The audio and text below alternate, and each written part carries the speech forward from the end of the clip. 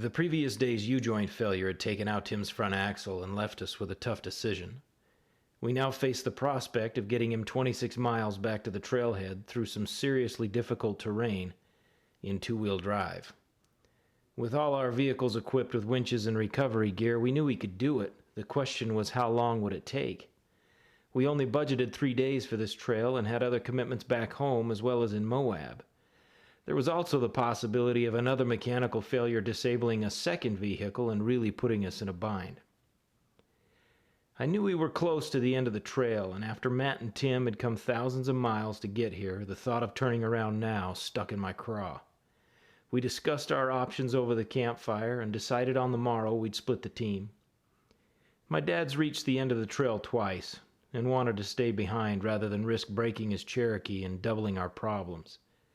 Sarah and Aaron graciously volunteered to stay behind as well and keep an eye on the kids. That left shotgun open in my Wrangler for Tim. Matt and Grandpa Ron would take the Scorpion crawler, and we'd make one final push for the end of the trail. As we prepared to leave camp, Matt got out his camera, and as Tim put it, things started getting weird. Good morning.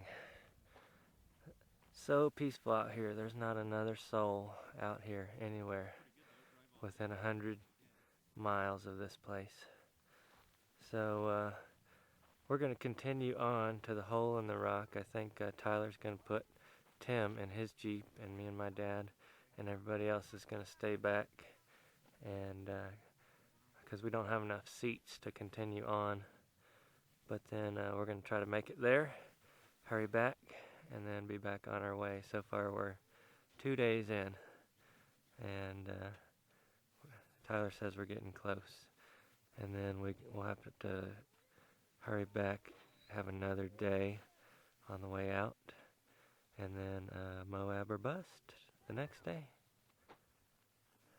Check it out.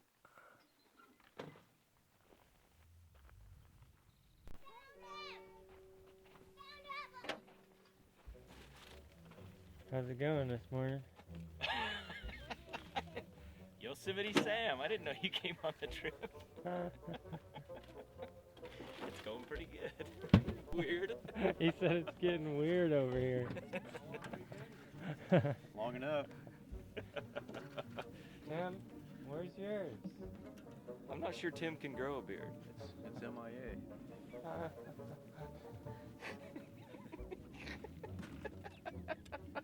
I'm not even sure what's funny or what I'm missing with it.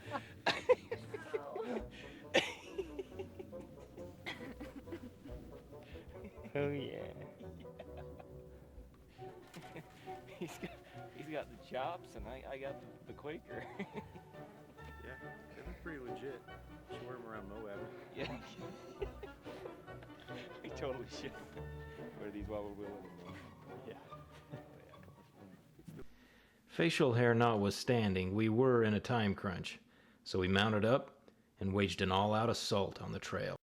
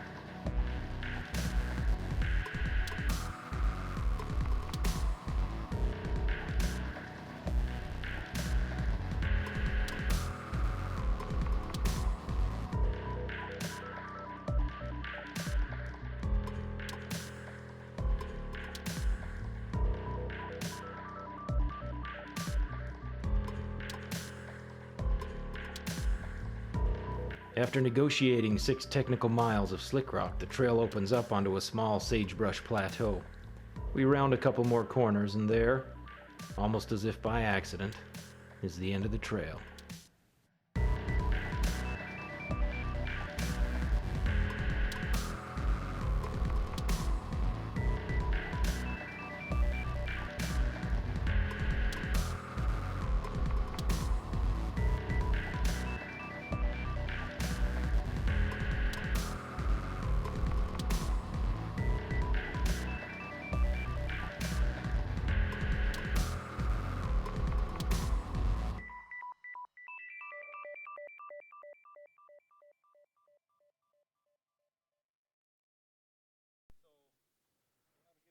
We made it. We are here, hole in the rock. This is it. So right there is hole in the rock. You can see it above that rock in the water. Right there. That's the chute where the settlers came down back in the 1800s. So they started on the other side. They brought their horses and wagons down that chute with ropes and stuff. And then the lake wasn't there at the time, so they went even further down than that. I think Tyler said 200 or 300 feet. And then at the bottom, they etched their names in a rock. And then they continued on this way. So this is the hole in the rock trail that we've been on. And so they came down there, came across, and then came all the way out this trail. Mind you, they were on wagons with wooden wheels.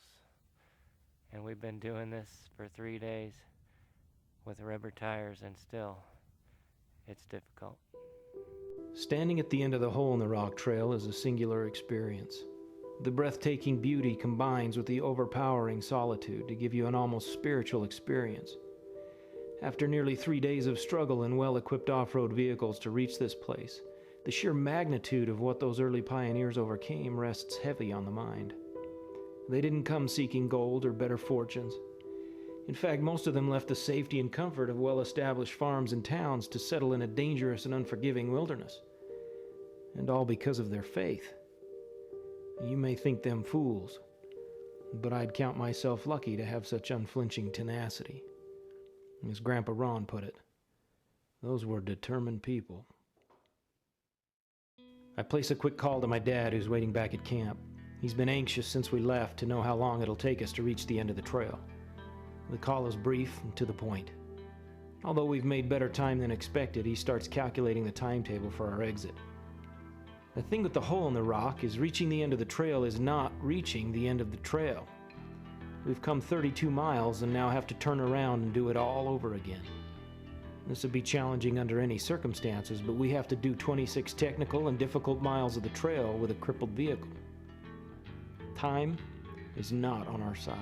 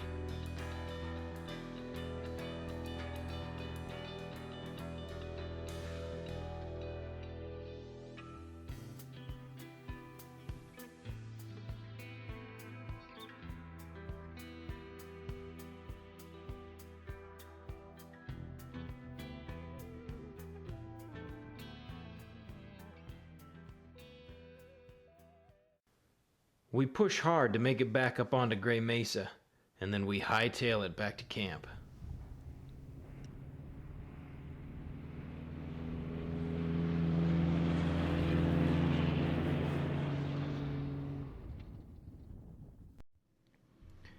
We break camp, and this time the drive across Gray Mesa is uneventful. We all stop to enjoy the overlook above the San Juan River, and the awe-inspiring view brings back to my mind the struggles of those who passed this way 137 years ago. Near to this very spot, on February 21st, 1880, Mons Larsen was desperately trying to pitch a tent in a howling blizzard. His 23-year-old wife, Olivia, was nearly 9 months pregnant, and during the struggle to reach the top of the mesa, her labor began. In her journal, Ellen J. Smith gave the following account of the harrowing experience. The Larsens and 2 other parties had been left by the main group during the climb upward. Olivia had been walking a good deal of the day with Moroni and Andrew on each arm. It was so cold that the children's feet had become frostbitten and were purple. The father and mother sat up nearly all night doctoring their children. The wagons were strung all along the roadside. Some had reached the top of the plateau above, and some were still below the Larsens. It was February 21st, 1880, when the Larsens reached the top of the plateau. A blizzard was raging, and it was in this terrible snowstorm, exposed to the desert winds, that Olivia gave birth to a boy.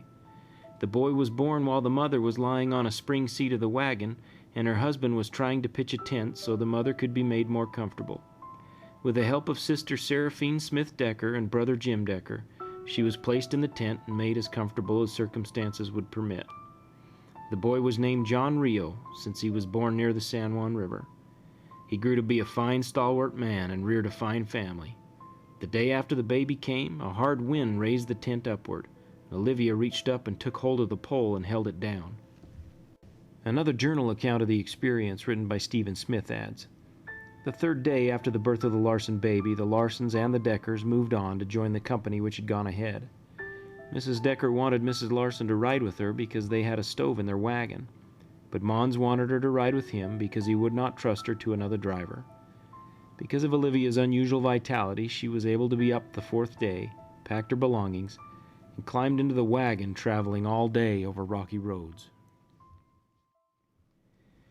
Reflecting on such incredible struggles, I can't help but feel some embarrassment over the fuss we made about a blown U-joint.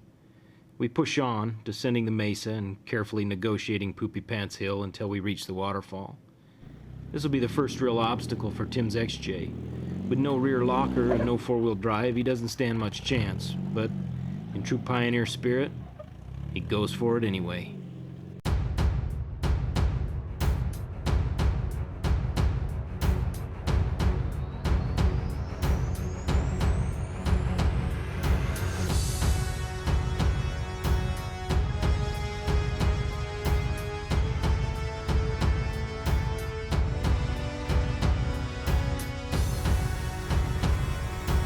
We decide to strap Tim up over the waterfall, but there's a little confusion whether Tim will winch up or be pulled up.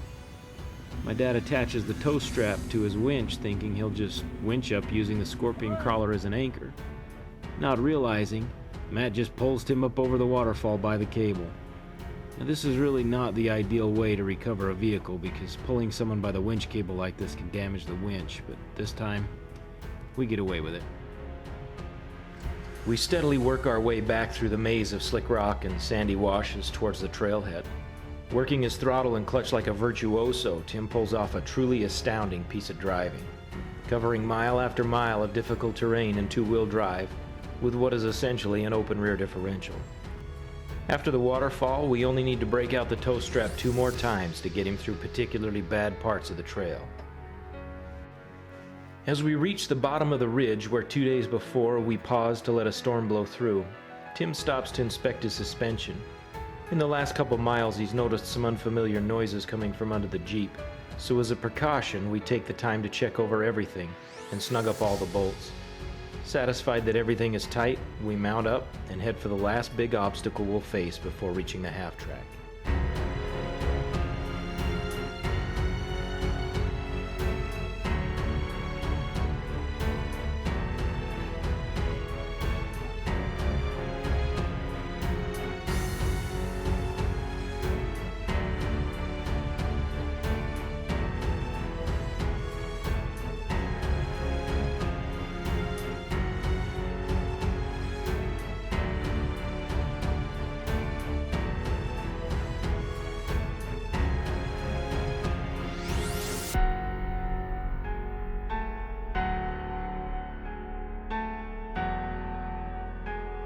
We each crawl our way to the top of the ridge with lockers engaged, assuming Tim will need the strap to get up this last big step.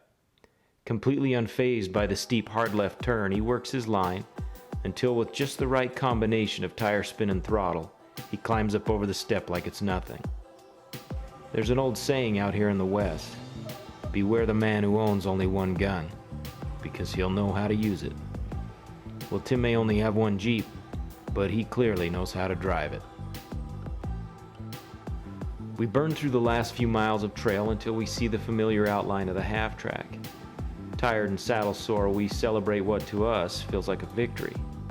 All told, we've covered almost 40 miles since leaving camp this morning, 26 of them with a broken vehicle. Not too bad. We made it. We're alive. We're alive. We're alive! We're alive! Woo-hoo! We survived. So yeah, I broke at 26 miles in. Blew my front axle shaft apart when the U-joint quit. Camped there, and then we went another 6 miles in Tyler's Jeep to the end of the trail, turned back around, came back, and then in that Jeep drove 26 miles back out in two-wheel drive. Strapped only twice, right? Yeah, Twice or maybe three three times? times. 2 or 3 times. Two or something three like that. times strapped, and the rest of it aired up to 35 pounds. Yeah, that's the thing. in rear-wheel you got, drive. You got 35 pounds of pressure in the tires. You got a limited slip. That's limited. That's very limited slip. Two-wheel drive. So you actually did 26 miles, mostly one-wheel drive. Yeah. On That's the, pretty awesome. On the retreads. That's pretty on retreads. we gotta get you a T-shirt that says 2-wheel drive Tim. Two-wheel drive. We Tim. measure him in thermometers. Thermometers. That's Yeah. right. I'll tell you, those tires, for being aired up all the way, they're pretty sticky. I'm amazed at that. Yeah, they suck in sand, I'll say that for sure. But they're Yeah. aired up. Any tire would suck in sand. Yeah. But on But the on the slick rock, slick- oh man, That's impressive. yeah, they do good. I wouldn't have wanted to done that 26 miles in two-wheel drive.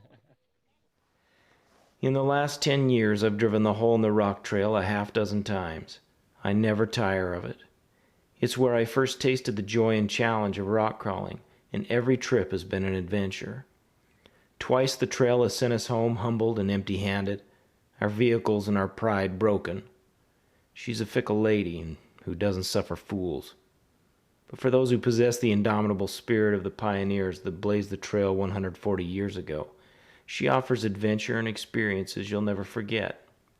Sharing that adventure with good friends just makes it that much sweeter. From all of us, BleepinJeep, thanks for watching. We've enjoyed sharing this adventure with you. We'll see you out there on the trails.